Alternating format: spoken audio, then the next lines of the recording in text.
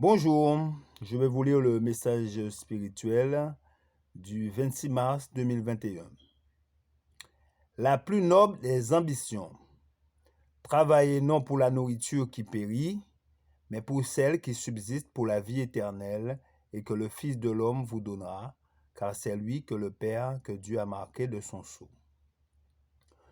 Nous ne pouvons recommander à l'homme ambitieux de cesser de l'être lorsqu'il devient chrétien, car Dieu lui propose les biens les plus précieux, une robe d'une blancheur immaculée, une couronne ornée de joyaux, un sceptre, un trône de gloire et d'honneur, aussi stable que le trône divin lui-même. Toutes les qualités qui dans ce monde lui assureraient le succès et la gloire. L'irrépressible besoin de faire de grandes choses, une volonté indomptable, l'amour de l'effort soutenu d'une patience inlassable, doivent être plus que jamais cultivées.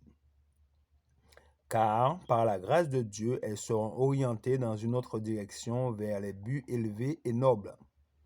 Aussi éloignés de ceux de ce monde que les cieux le sont de la terre, Jésus nous offre une robe d'une blancheur immaculée, une couronne de gloire plus riche que celles qui ont jamais orné le front de monarque, et des titres supérieurs à ceux des princes couverts d'honneur.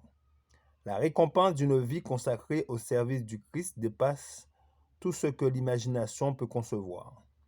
Jésus ne demande pas aux hommes de mettre de côté leur ardeur et leur aspiration à la grandeur et à la noblesse, mais il désire les voir chercher non un trésor périssable ou des honneurs passagers, mais des biens éternels.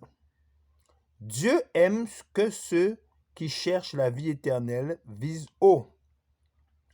La tentation est grande de se laisser entraîner par les dispositions naturelles du cœur à devenir sage selon le monde, à élaborer des projets, à nourrir des ambitions égoïstes, à accumuler des richesses, mais à négliger le salut, qui est d'une valeur autrement plus grande.